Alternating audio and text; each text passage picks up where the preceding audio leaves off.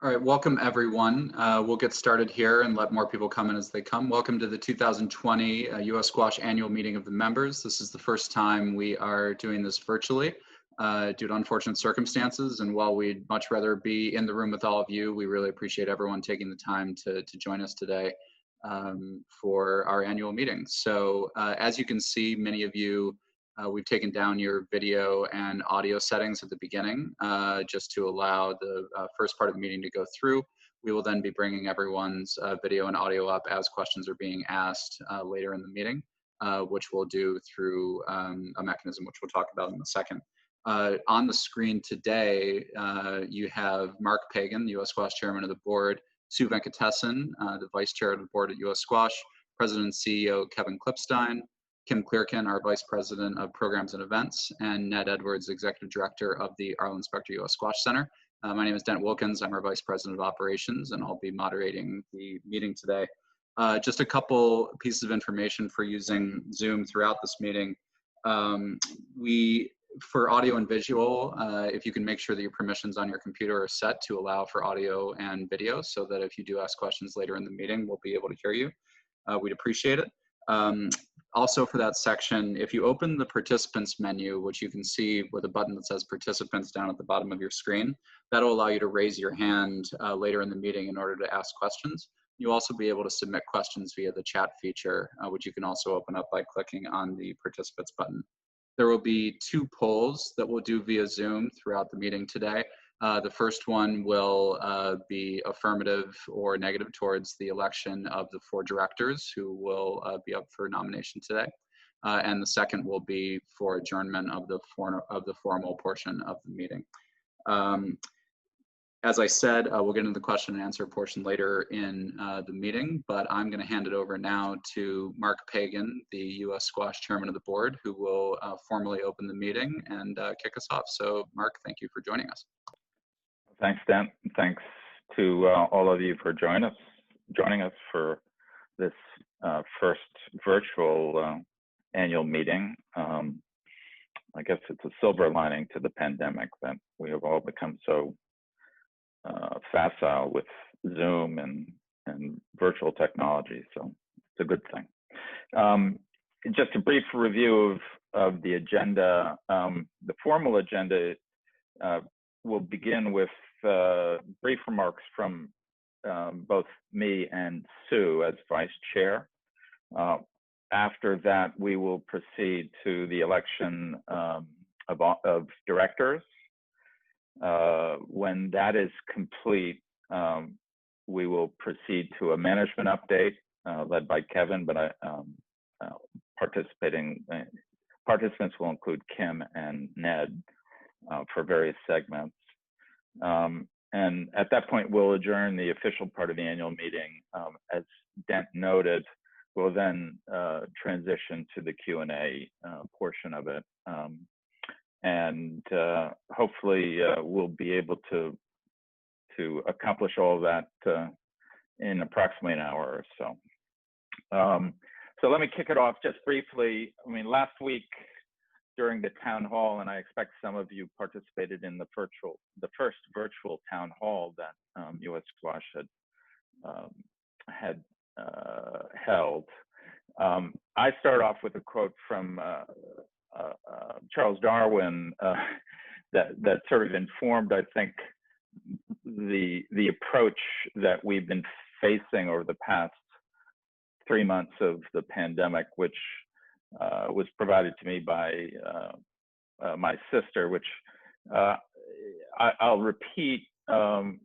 Apologize for repeating myself to those who tuned in last week, but I thought it was, I think it's apt, which is it's not the strongest nor the most intelligent of the species that survive, but the ones most responsive to change.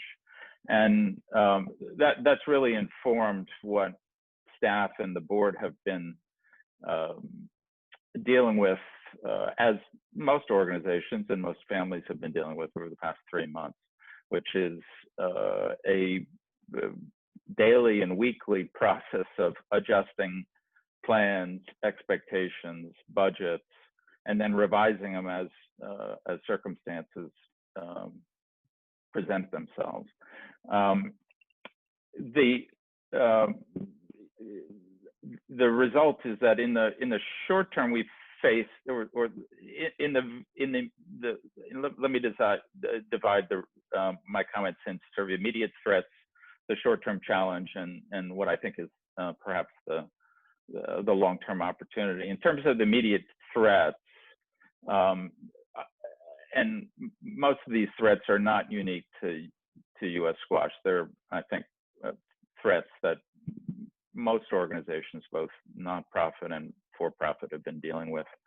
Are financial sustainability and viability, staff continuity, and maintaining engagement with key constituencies. And that's a challenge that so far, I think, with Kevin's leadership, we've managed to navigate pretty adroitly, but that challenge is ongoing, and unfortunately will probably be with us for much of the remainder of this coming year and into next. The short-term challenge for the sport, and this is specific to U.S. squash, I think, more so than many outdoor sports, is managing the return to play, both competitive play and recreational play. The role for U.S. squash in terms of the return to recreational play is, I think, advisory and consultative. I mean, those are choices and decisions that have to be made at the local level and at the regional level by clubs and public facilities and schools and districts. In that regard, it's important to be flexible because the circumstances are not uniform nationally and won't be uniform. The return to play and what's acceptable and what's allowed will be different in different parts of the country as we move forward. The second part is a return to competitive play, and obviously U.S. squash is really responsible for defining and setting that process. And that process has to be fair. It has to, while the return to play is going to be flexible and somewhat local and regional at first, when it comes to competitive play, because we're talking about nationally sanctioned events and ratings and rankings, it's essential to the integrity of those ratings and rankings that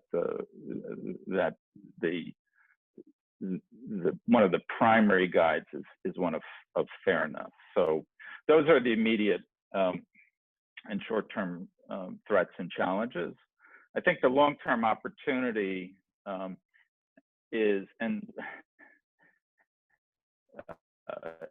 in a more optimistic note, I'd kick it off by a quote from Nelson Mandela that to the effect that make your choices informed by your hopes, not your fears. And I think in that regard, the long-term opportunity for U.S. squash is to significantly broaden the inclusiveness of our sport.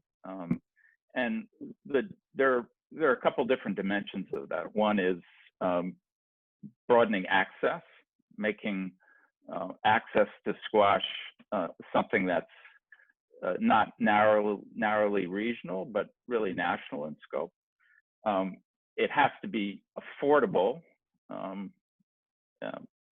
And then I think overarching above all is it has to be purposefully and intentionally inclusive.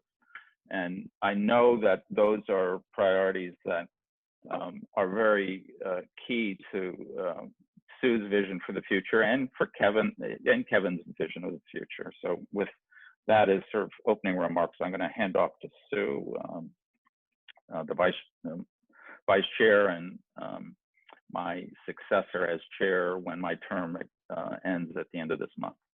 Sue. Thank you, Mark. As we shared in our town hall, our current focus has been to stabilize the organization in the near term financially and to position it for recovery. And today, I believe we'll be launching our fiscal year end push for our annual fund, which together with the 3 to 5 year membership drive is a key factor for ensuring our near-term financial health. As we prepare for fiscal year 21, which for all national governing bodies for sport offers greater challenges, I think, we are very grateful for the support from the community, and truly there are no other time where core support is so meaningful for us. But Mark mentioned kind of the financial health and sustainability as being a key immediate factor. As we move forward, we have a framework for how we're looking at really shifting from defense to offense. And first, I would say that the team at US Squash, Kevin and his team, are really looking for opportunities to leverage the crisis to accelerate strategic change. So we'll have a couple of examples of that we'll hear about. And secondly, it's a real focus for us to capitalize on the unique assets that we have in our sport to push priorities forward from a position of strength. And that brings me to the Specter Center, because nothing really exemplifies this better than this transformational project.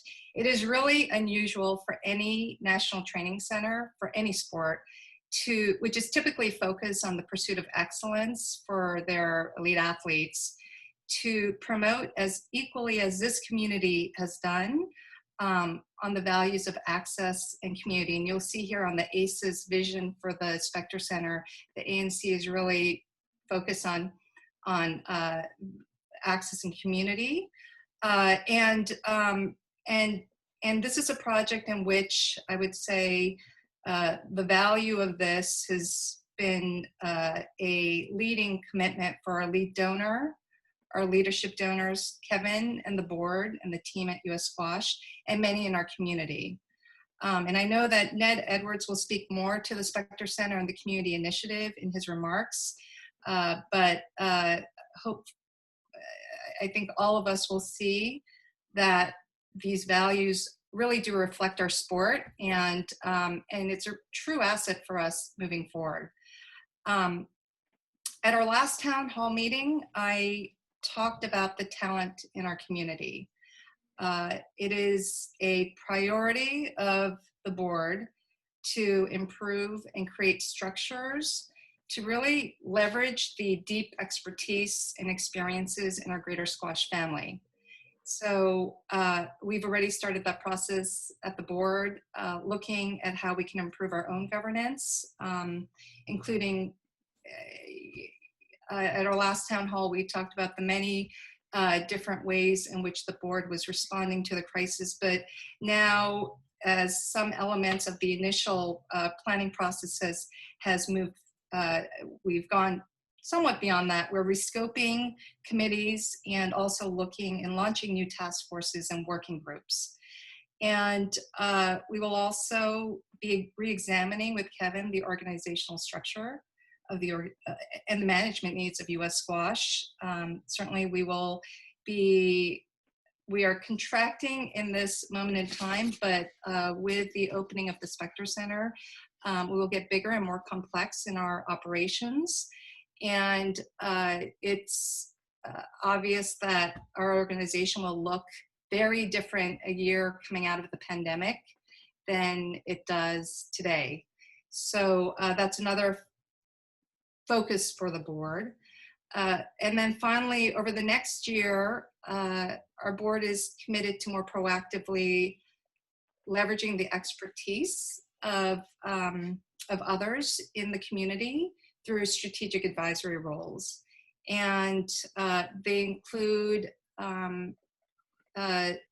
having opportunities for non-board members to serve potentially on board committees and task forces in a Spectre Center advisory capacity, and to provide input regionally through the regional networks. And Kim may speak a bit about the relaunch of competitive play.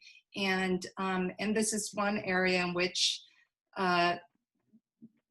this challenge and pandemic has really afforded us a silver lining to look at how we build community more deeply regionally as we seek to move forward.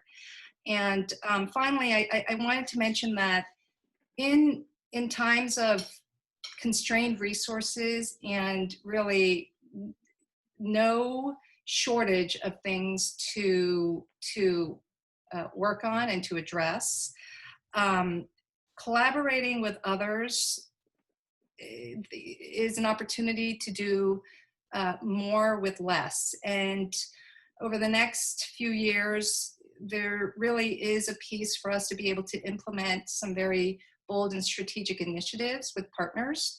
And in acknowledgement of tomorrow being June 19th, and also Mark's penchant for sprinkling quotes, I'd like to end with a quote, actually an African proverb that captures this sentiment pretty simply and eloquently, but it's, if you want to go fast, go alone. If you want to go far, go together. And that is really, I think, the philosophy for our sport moving forward. We have tremendous assets across the community. You know, it's been remarkable to work with CSA and some of the challenges, and to have discussions with people within the SCA network moving forward. And so this is a real call to action and a tremendous opportunity for us to do more and to really leverage the assets. And I'd like to just end with gratitude to Kevin and his staff. It's an incredible workload that they're operating on, intense time pressures often. And to the board, to Mark for his leadership. It's really been his steady hand and bold, kind of quiet but bold push has been nothing short of extraordinary. We've really benefited from that. And finally, a special announcement. I don't think this has been released to the community yet, Kevin, but I believe tonight we will be announcing a class of 2020 inaugural gift. I'm looking at you to see if I can announce this ahead of, but it's a very special acknowledgement. It's been posted. Okay, to the families in the class of 2020 graduating high school seniors. They've come together to pull the first ever class gift to support U.S. Squash during this extraordinary time. It's been remarkable to see the sort of the demonstration and expression of support. And I very much would like to thank them, the class ambassadors, as well as everyone else who has pitched in during this difficult time. Thank you. And with that, I'll turn it back to Mark.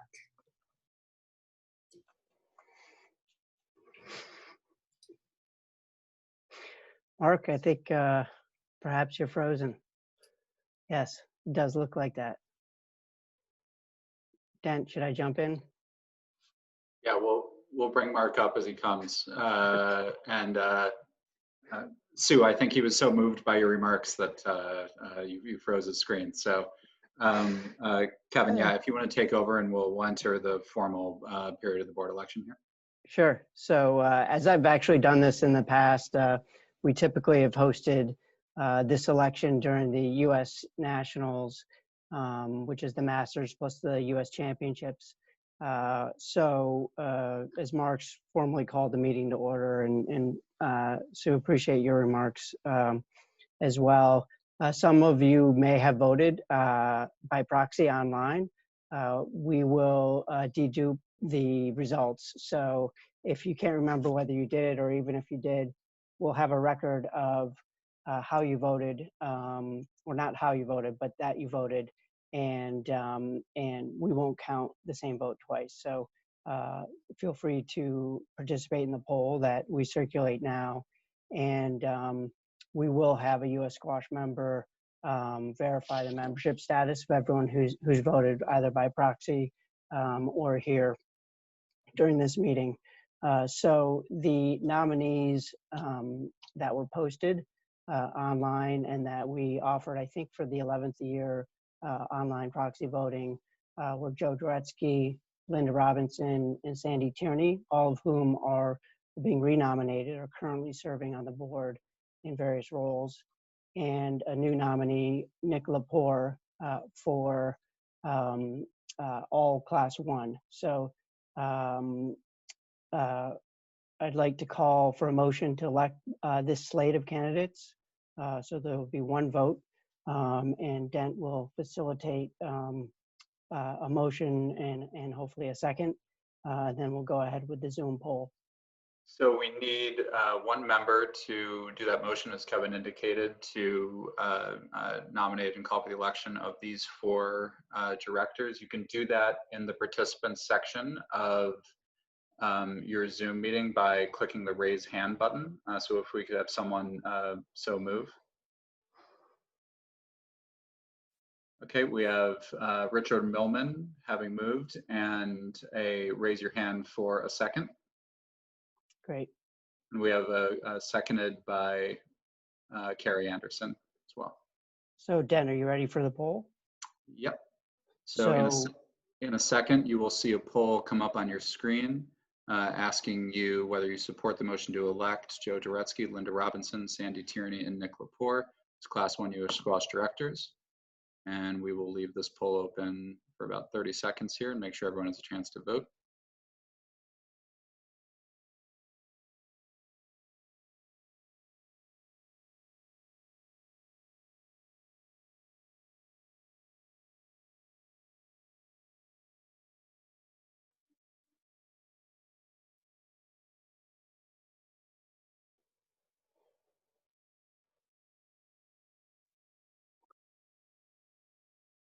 Results are coming in. Thank you. We're going to leave it open for about 10 more seconds here.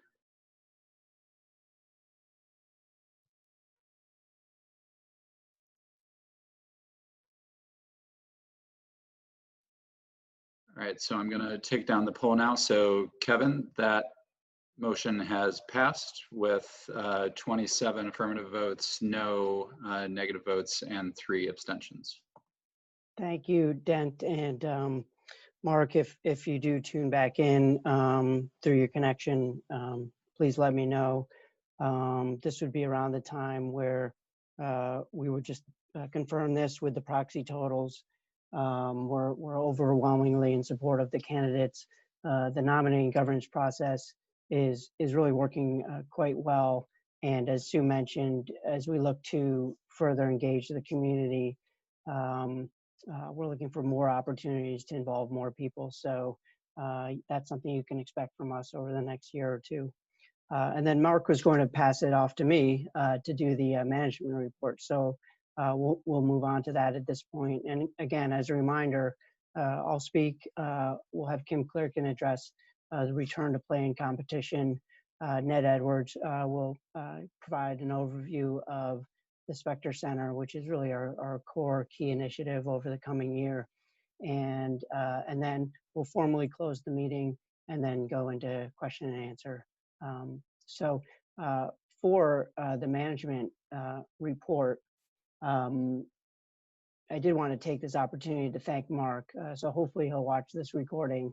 All that he's done for the organization is really remarkable. He's been on the board since 2011. He served as chairman for the last 4 years, only the 3rd chairman, I believe, to serve a 4-year term. And the 2 legacy initiatives that U.S. Squash has, the global licensing of Club Locker and the Specter Center, have come to fruition under his leadership. So his involvement, his guidance has been incredible for us to achieve these milestones. And we can't thank him enough. I can't thank him enough for all of his mentorship and support. And another director rolling off the board is Amrit Kanwal. and he served since 2012 in several key roles, including chairman of the investment committee. He's also driven other task forces related to our internal succession planning and compensation. He's currently chairman of the board of the Squash and Education Alliance, a key partner organization of ours. So I wanted to also thank Amrit as well. Kind of give an overview, and for those of you who follow our news postings and website, this cartoon strip is familiar to you, and I wanted to root my comments in that someone who I really admired did email this to me in mid-April. We were a couple weeks into our current situation, and it got me to laugh out loud, which I really appreciated, and I think probably most of you can too. It's a very relatable cartoon strip. That said, it isn't the posture that we're taking, and it isn't the posture that we've taken up until now, and the approach that we're taking looking forward. And what we're doing, like we always have at the organization, is looking long term and trying to figure out how do we shore ourselves up to sustain ourselves for the long term. How do we position ourselves to come back stronger than we were before? And it sounds a little trite, but it's most definitely true. And while this crisis is like nothing we've ever seen before, we're working hard to work through it. We're not naive to the challenges ahead. It's not going to be easy for anybody, ourselves included. However, we've already adapted to the circumstances. We'll continue to do so, and likely for years to come. Like I said, we are adapting, we're mitigating what we can, and we're doing a lot of planning. We're being disciplined and thoughtful.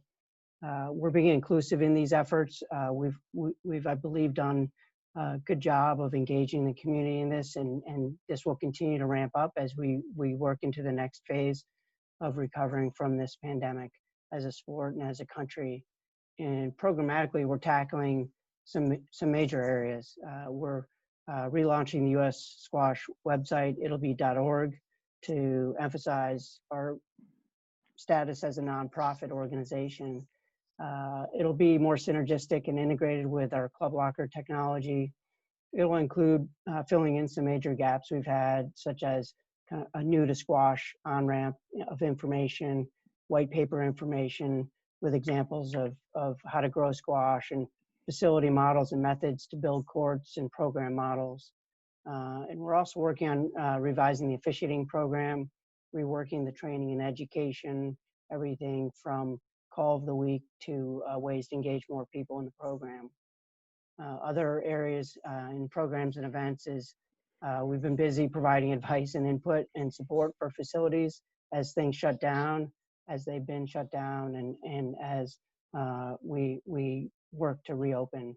And we've been working on recommendations, and again, we'll be seeking really broad input on the restart process, and have already done so through surveys last week, conversations every day, conversations with our athletes, and supporting them during this time and in their transition to Philadelphia once the center's open.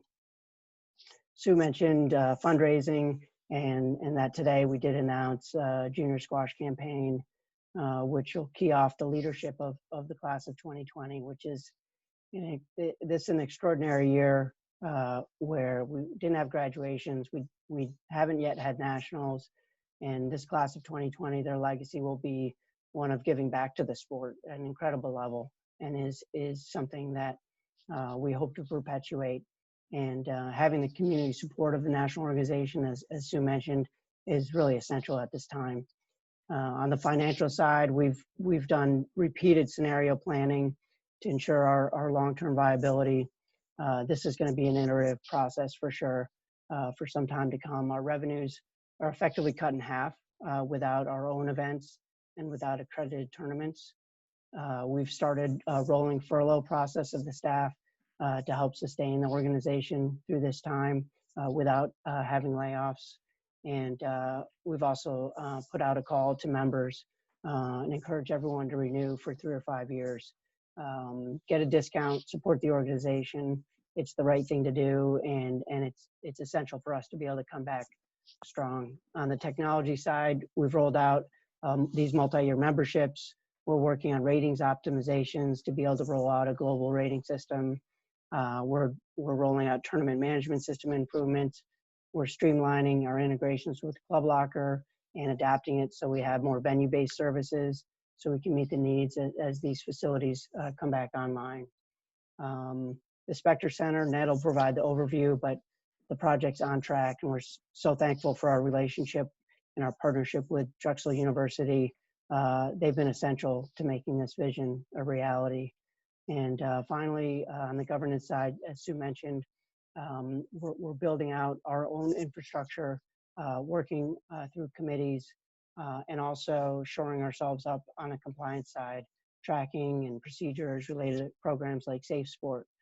So it's been a busy time.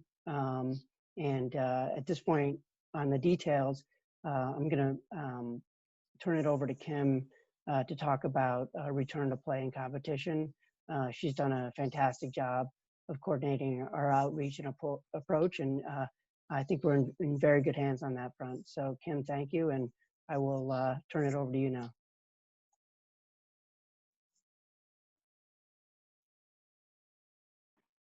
Okay, thanks, Kevin.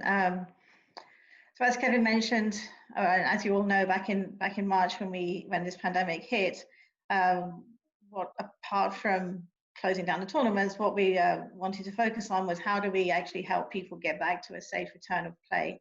How can we help our clubs navigate the myriad of different rules that they were being asked to follow, in different parts of the country too. So we have about 50, well, we obviously have 50 states and about 75 different processes that we have to try to follow and try and help our clubs manage. So it's pretty complicated. We came out with our preliminary guidelines on May the 1st, and they were really there to just get the clubs open. The first stage of opening is just what could we do? What did they have to have in place so that they would be able to open their doors and have players come onto the court? So this wasn't about a return to competitive play or return to match play, but just getting people back on court. And we work with different clubs in our facilities. We looked at the CDC guidelines, the federal and state guidelines. We had a medical committee also who were advising us on the health and safety risks. And as we did this, we also looked at how Club Locker could help. So we've got a lot of people now looking at the online reservation system, and not only for squash, but for things like fitness areas or use of equipment. Because almost anything in a gym or in a sports club is recommended to have some kind of online booking. And so we set up these recommendations. And since then, we've been working with the other NGBs, other international NGBs, looking to work with the USOPC and the PSA. And now we have a plan for how you go from that solo practice and initial opening the doors to actually playing matches in your club, but just your club.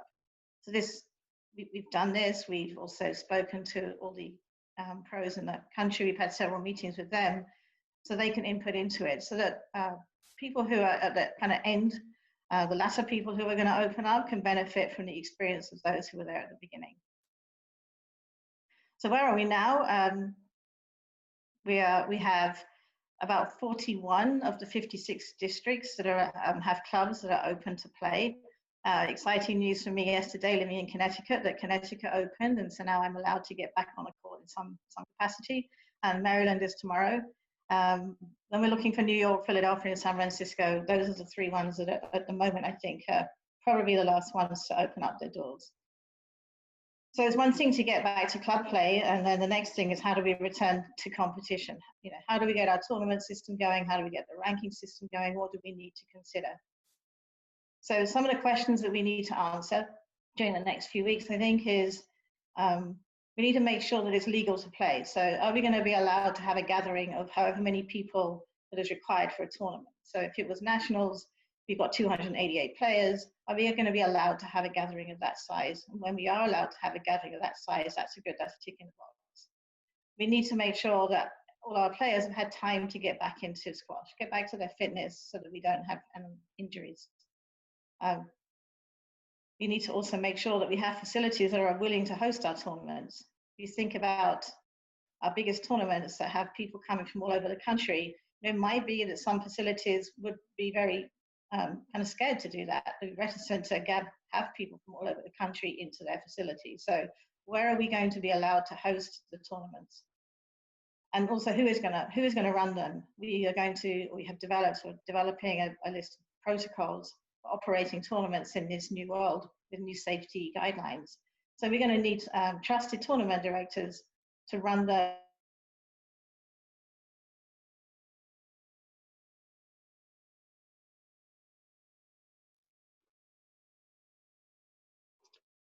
Shall I continue? Yep. Right. We've got Mark back, but we bounced him. So it's important that we understand whether our players and our families understand the risks and the mitigations that we put in place, and that's acceptable to them so that they would actually enter a tournament, whether that be in their club, district, or nationally. So once we have some of those answers, we can then work out what that means for the tournament structure and the restart of national rankings. If we do regional play, how that links up to national play. And we want to make it as fair as we possibly can. This is nobody's fault that this has happened. I know there's a lot of concern out there in the junior community to make it as fair as possible for everybody.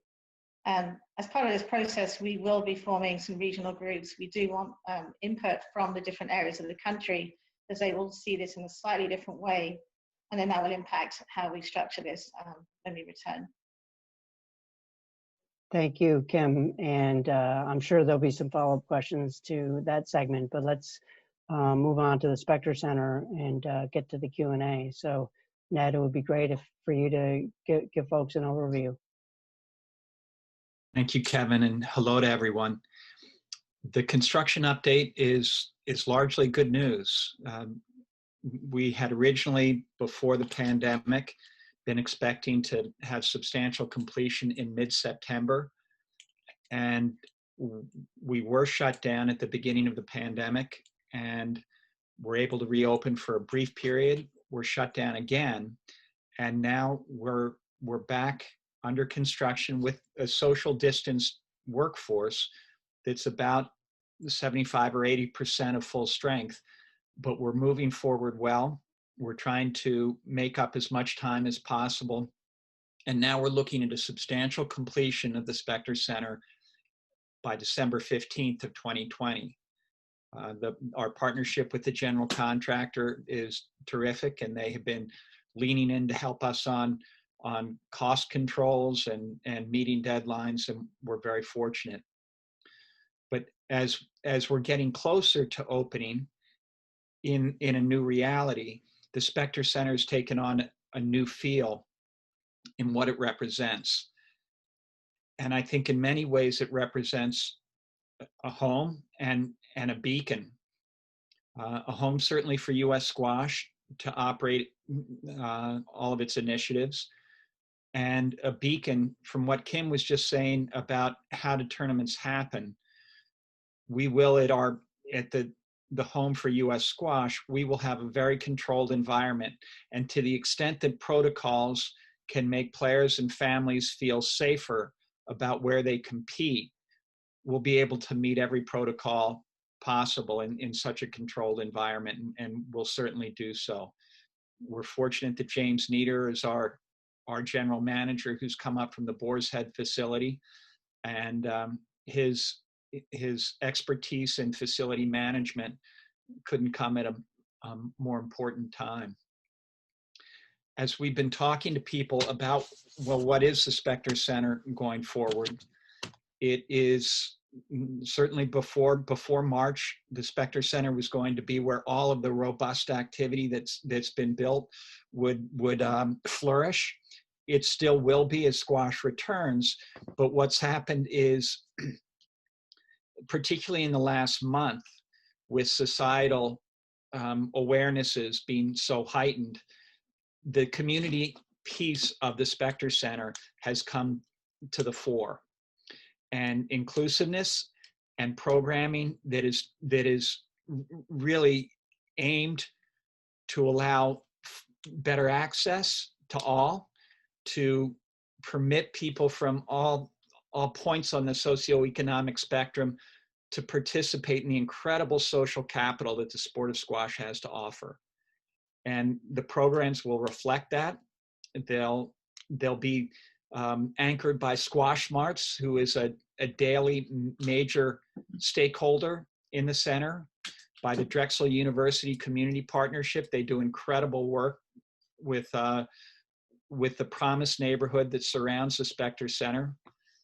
And an important part of this is not just the community, but also how our initiatives will impact girls and women and coaches, women coaches, in terms of strengthening their position in squash. And the Specter Center will be behind all of that. And that's what the next 5 months are about for us, is to fine tune these programs and make them as meaningful as possible. Fundraising continues for us at the Specter Center. The construction is well covered, but we will fundraise for bells and whistles, but maybe more importantly for U.S. Squash organizationally, and for the community initiatives that we're going to build out here the moment the doors open. But I wanted to end by saying that I've been working on this project for 3 years, and I started because of the excitement of a facility. And I still have incredible excitement about what a 20-court facility located where it is, what it means for our sport, and the great fortune of 7 singles courts at Drexel and 12 at Penn. And so this nexus of 37 courts within 3 blocks is remarkable for our major championships. But what's changed, what's become front and center for me is this is a facility in service of U.S. squash and what it has become. And I have such pride in telling the message of what's going to emanate from U.S. squash's headquarters, because of what this organization is doing for the game. And I've been in the game a long time. And on all fronts, I see U.S. squash in an equitable and conscientious way, building the sport and making an engagement for a lifetime that matters. And so I am, at this moment of annual giving, I'm enthusiastically reaching out to people about supporting U.S. squash as we weather the pandemic. But I've been very proud to work for U.S. squash and for this Specter Center mission. Thank you, Ned. Appreciate the update, and obviously the incredible work over the last 3 years. And I think we're all looking forward to getting back on the court and getting into the center and getting it open. So Mark, that concludes the management update, and I think next on the agenda is moving on to the Q&A after we formally close the meeting. May I have a motion to conclude the formal part of our meeting? That via hand raise as well as we have before. We have a motion from Daniel Maurer to conclude, seconded by Richard Millman. All in favor, please signify. I'm going to bring up a Aye. poll for everyone now. Should be seeing it on your screen now, and we've got results beginning to come in.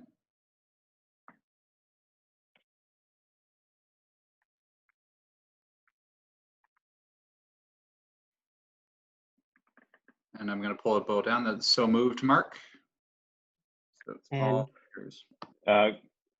Thank you all. So now we'll progress to the Q&A session, and if you would signify by raising your hand virtually if you have questions, and Dent and Graham will arrange to enable you to present your question. I've also just sent a message on the group chat for everyone that we can use the group chat function as well if people would like to submit any questions via there directly, or you can simply raise your hand and we'd be happy to answer questions as you come.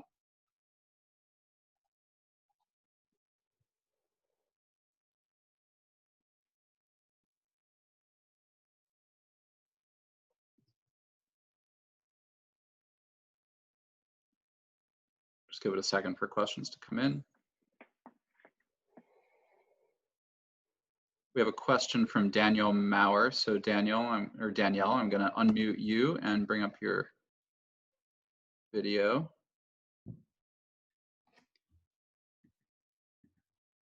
Got it. Hello. Hi, Danielle. How are you? Good, Dent. I believe, Ned, you said December 2020 for the opening?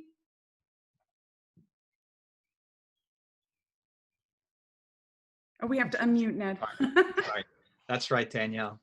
Hi. Okay, so the question is, are you looking to reschedule the US Open, or do you think it's possible in the fall season? I know PSA hasn't really come out with anything. Will that run this year or run virtually with no audience? Dent and Kevin have spent a lot of time on this with the team, so this is more their call than mine. The U.S. Open for this year will be canceled. Okay. All right. And possibly move to 2021 into the facility, correct? It will definitely be hosted at the facility in 2021. Okay. Fantastic. That was my question. Thanks, Danielle. Welcome, Dent.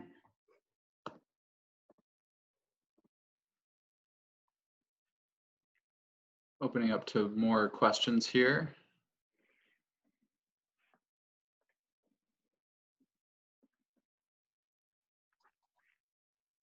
Kim, for you, I had a question submitted via email and wanted to ask you to potentially address it. You began to address speaking to return to junior competition, return to play, and then leading into competition. And I know we've recently released some information about preliminary kind of scheduling for nationals next year. So there was a question concerning what that looks like and any potential thoughts around the kind of continued postponement of this year's nationals.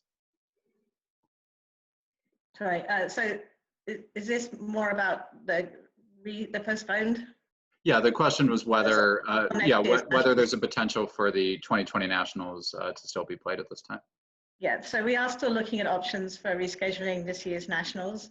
We obviously know that if we do this, so there are going to be some massive questions around eligibility or how it might affect rankings. But at the moment, we still would like to host it. We need to think about where we can host it, and hence my considerations that I was talking about earlier.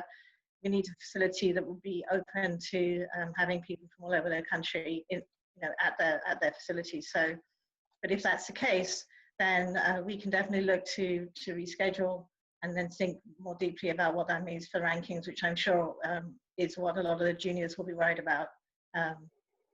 Eligibility criteria for the nationals, for the 2020 nationals, would be based upon the eligibility at the time that it was initially scheduled for. I hope that would answer any questions that people have, but I do see a few juniors and parents on this call, so if you do have further questions, just raise your hand, let me know. I would also add to that, we absolutely want to host these championships if we can in the calendar year, despite the fact that we have made the decision to cancel the 2020 US Open.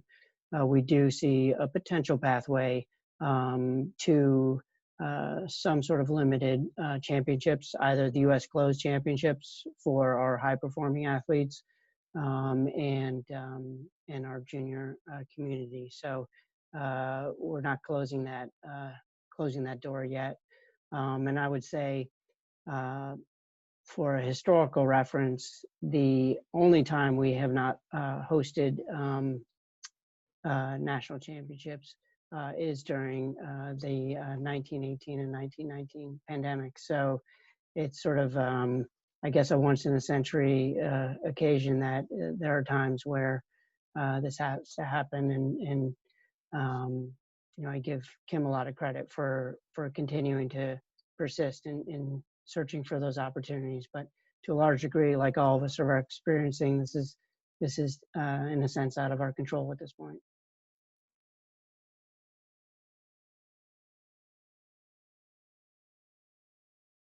Thanks, Kevin. We have another follow-up question from Danielle. Let me unmute you, Danielle. floor is yours. Yep, got it. Kim, you've done a great job with the online meetings. I've been with you for a few of them. Have you gotten any reports of any clubs closing courts so far through the financial toughness that some of these centers have been experiencing? That's a good question. I'm trying to think about that. Off the top of my head, I actually can't think of any. I know that some were having some difficulty, as is expected, but I think those ones are now back in action. And I think it's, I have seen the community rally around some of those clubs too to help during that difficult 3 months, 4 months time. Mm-hmm. But no, I can't think of anyone that has actually closed. Okay. Thanks, Danielle. We have another question coming in from Sangram Sasodia. So if you give me 1 second, I will bring him up.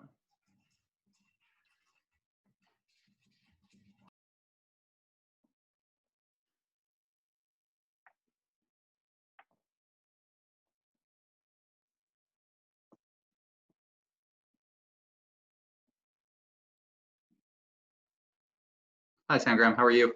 Hey, Sam. Hi, Dan.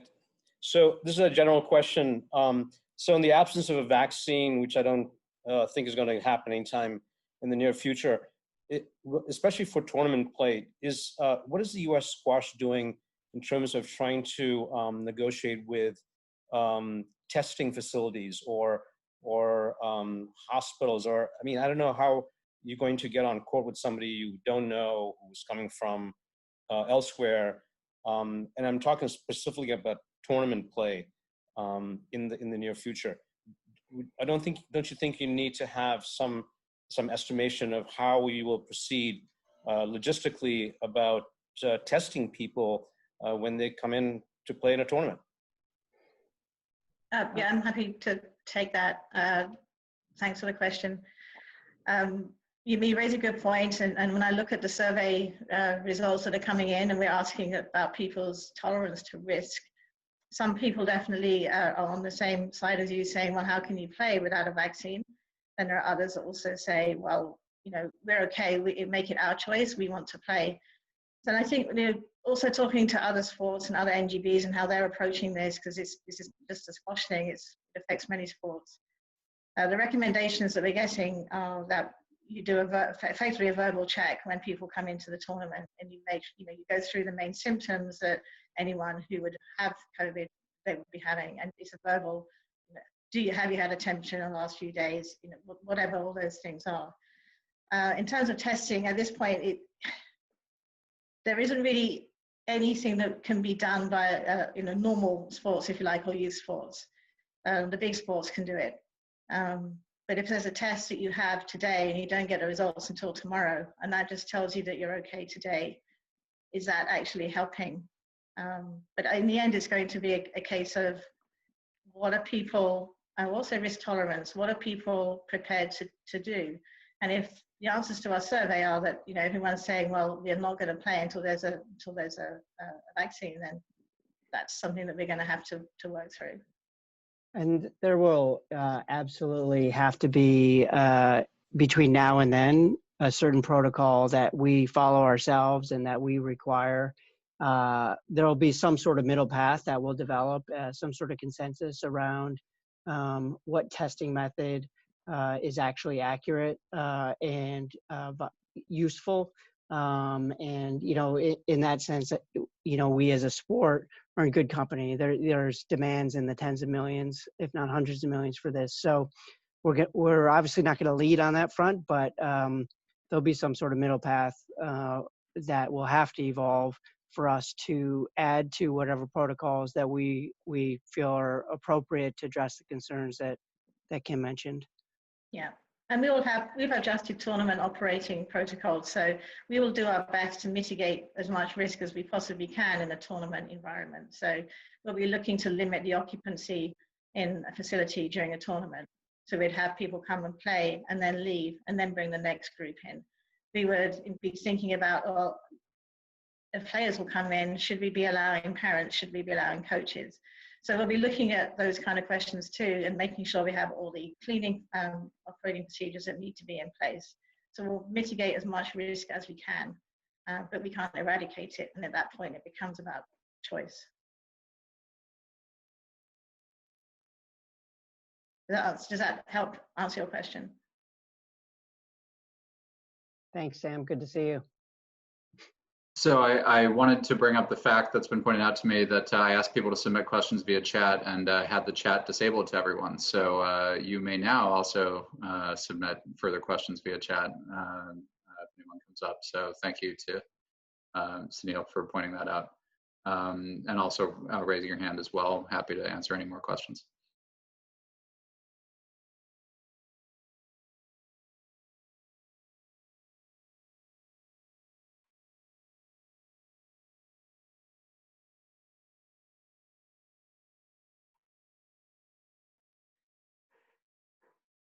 Dan, it looks like it's 5:58, so we may be on track to hit our mark, but we definitely welcome any questions now or in follow-up. And I for my part, appreciate everyone calling into this virtual annual meeting. Kevin, we do have one question, and because Sunil Desai appropriately pointed out to me that I had disabled the chat, I'm eager to answer his question. So Sunil was asking, and Kim, I think this is a good question for you, Kevin, as well as you in follow-up, about elaborating a little further on what the reinvention of officiating looks like and how we're rethinking that process and the training of officials in this new environment. Yeah, happy to answer that question. I spent most of today actually with the officials doing the annual reviews, as we do a lot of training for them to be as good as they can be. But the officiating program, starting at the lowest level, we felt like and I don't know how many of you have taken the referee test, but I think they could definitely do a little bit of improving. So we've made the videos much better and more clear. We've added explanations as to what the answers are. So really we're trying to get more education out there. We understand that, you know, lots of people have different views on what the decisions are, but if we can help educate as to why a decision is what it is, and we can only help to make officiating in the end better for everyone. So we've revamped our beginner clinic, we've revamped the beginner test. We're going to make the junior referees more testing more about skill level rather than age-based. So if you're a beginner, you should get the same test, whether you're 8 or whether you're 80. And as you progress, then it gets gradually harder, adding more continual professional development modules, more match assessments and reviews. And then for the professional referees, even today, as I said, we just did some annual reviews. We look at what people have done during the season. We aggregate their assessments, we take their feedback, and then we talk to each one individually to work out what it is that they've been really good at, what their challenges are, and what their development path is going forward. So I would say we're adding a lot more education into the process, which I think will definitely help everybody understand what's going on at a tournament. I would just add to that 2 things, perhaps 3. One is just leveraging technology. As was mentioned really briefly, we're integrating streaming into Club Locker so that streaming can automatically upload to people's profiles. But all of the video that is being aggregated will only be helpful to our training and education, and using video to do more broad-based training and education. So everything from the call of the week that's been going out for the last 3 months to really focused video clips, because at the end of the day, there are probably 5 to 7 types of calls that if we can build community consensus around, we will solve for 80 to 90% of the challenges around officiating. The other is just about, in doing so and making training and education more accessible, we're hoping to draw in more people who are interested in becoming officials. Personally, I actually really enjoy it. I don't do it because it might appear to be a conflict, for example, at a junior tournament, and we discourage all US Squash employees from doing so. But there are people who enjoy it. It's when done well, it's a really fun role. So just trying to reshape the people's impressions of what it means to be an official. And then I would say the final thing is the flip side of the coin of officiating is about a real value of ours that we try and emphasize, which is about personal accountability. At the end of the day, you call your balls down, you offer lets and strokes, or you offer strokes when a let's called. And if we can get the community to turn the corner in terms of it being self-policing, then we're probably solving for the other 19% of issues. So you've got about 1%. No sport is perfect, but I think we can actually turn the corner on it and continue to make our sport one of real differentiation in terms of sportsmanship, character, and really entertaining, because everyone's in agreement on the rules. And we're leading the charge, frankly, globally on this. And I think this pandemic, in terms of regionally isolating countries, is just going to accelerate that, and hopefully we'll make a lot of progress over the next year or so. Thanks, Kevin. On that note, we'll bring the annual meeting to a close here, and I wanted to echo what Sue indicated on her chat, that so many of you are most active and engaged members, and just looking at the list is great fun for me. We've got everything from league organizers, district leaders, coaches, Hall of Fame members, and so on. So thank you so much for taking the time to join us tonight. We do plan on hosting more of these town hall style meetings, question and answer sessions throughout the summer, as well as ongoing work with committees that were referenced earlier in our regional working groups to come together as a community to bring our sport back in as much a way as possible in a safe and responsible way. So thank you so much to all of you for your time today. Thank you, Ned, Kevin, Mark, Sue, and Kim for joining us in your thoughts today. And thank you to everyone for their questions. We hope everyone has a good night. Thank you so much. Thank you. Thank you.